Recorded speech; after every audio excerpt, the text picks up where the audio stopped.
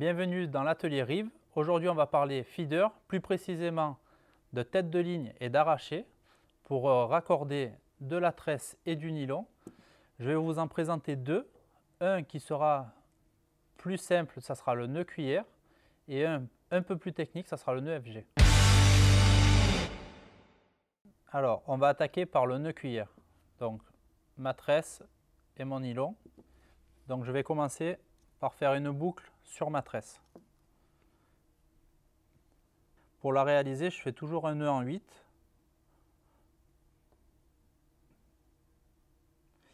Voilà. Et je la fais d'une longueur à peu près de 5 cm pour qu'elle soit souple quand elle passera dans les anneaux. Donc après, je prends mon nylon et c'est très simple, je réalise ce qu'on appelle le nœud cuillère. Donc on tient avec ses doigts ici. On garde un petit peu de marge pour pouvoir, vous comprendrez après, c'est pour que ça puisse passer dans les anneaux sans trop forcer. Donc vous tournez 5 fois, donc 1, 2, 3, 4 et 5.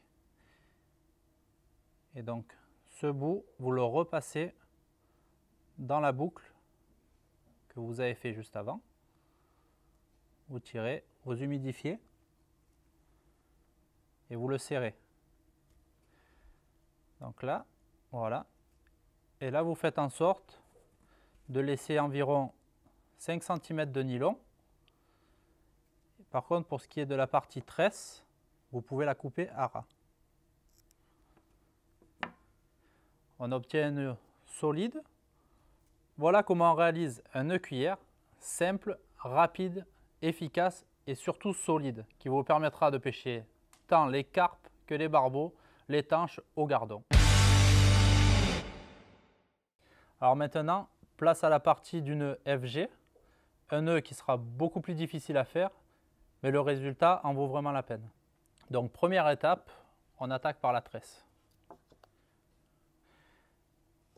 Donc je réalise en quelque sorte une boucle, mais sans nœud, que je vais venir entourer autour de mon petit doigt, afin de la bloquer et de régler la hauteur pour arriver à mon pouce et mon index. Donc ça déjà c'est l'étape 1. Donc une fois ma boucle réalisée, on va passer le nylon dedans pour réaliser un tressage. Donc je vais me servir de ma bouche pour tendre le nylon pour pouvoir faire tourner la tresse en faisant en haut et en bas pour pouvoir réaliser vraiment un tressage sur ce nylon. Donc là, on passe en bas et après, on va la passer en haut mais en passant par-dessus. Donc là, et une fois qu'on a attaqué donc ces deux tours, là je vais m'aider de ma bouche pour pouvoir avoir le fil toujours tendu. Voilà, et là je vais réaliser 20 tours. Donc là j'en suis à 3, 4, 5.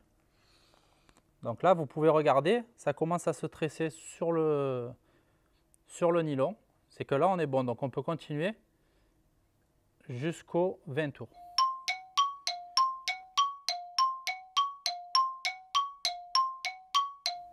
Donc là, on est à 20 tours et on a un nœud d'à peu près 0,5 à 0,6 cm. Et là, donc on va tenir le nœud, on va tout lâcher, on écarte la bonne tresse en tenant le nylon, on va attraper l'excédent de tresse et là on va venir serrer. Hop. Voilà, là on va réaliser une fausse clé pour maintenir le nœud en place.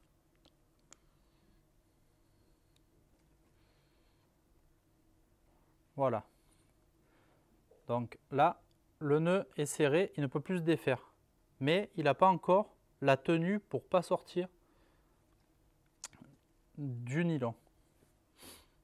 Donc là, on va réaliser la même opération en quelque sorte de fausse clé en le passant 3 fois dedans. Donc 1,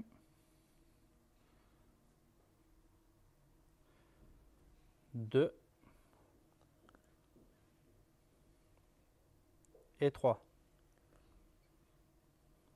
Voilà. Donc là, on a les 3.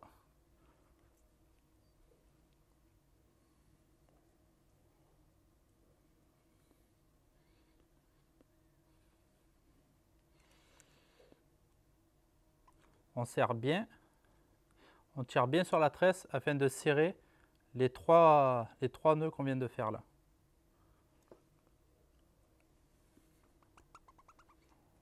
Voilà.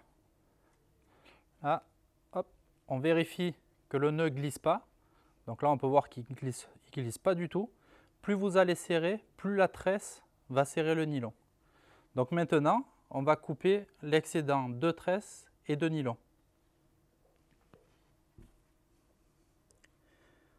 Donc le nylon, on peut le couper à ras, il n'y a plus de risque que ça glisse. Une fois que vous vous êtes bien assuré que ça ne bougeait plus, ça ne glissera plus. Ça peut bouger sur 1 cm, mais hop, vous allez voir qu'il va se bloquer, donc là il sera serré et ça ne bougera plus du tout. Donc là on coupe à ras le nylon.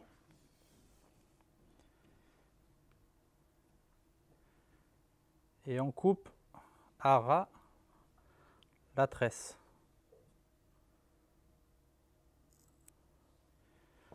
Voilà. On a un nœud très résistant et très discret. Et ce nœud a l'avantage que quand on lance, on n'entend rien passer dans les anneaux, comme dans le retour, on n'entend rien. Donc voilà, on obtient un nœud parfaitement plat, très résistant. Il faut savoir qu'à la base, ce nœud a été fait pour les pêches exotiques. Donc autant dire que pour nos poissons à nous, on n'aura certainement pas de problème de casse. Par contre, on aura l'avantage que pour les lancer, on n'aura aucun frottement dans les anneaux. On gagnera énormément en précision. Donc vous verrez, c'est un nœud qui est un peu long à réaliser, mais il en vaut vraiment la peine.